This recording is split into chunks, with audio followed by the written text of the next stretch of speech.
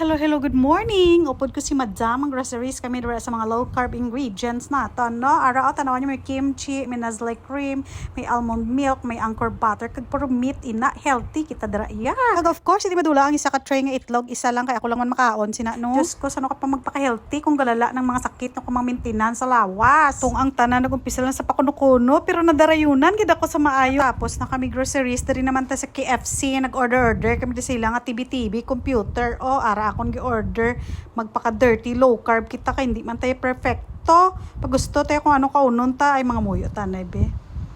Ara ang pagkaon ko, nagkaon-kaon ng madam sa tupad ko, may tissue siya nga ginaprepara kag padila-dela.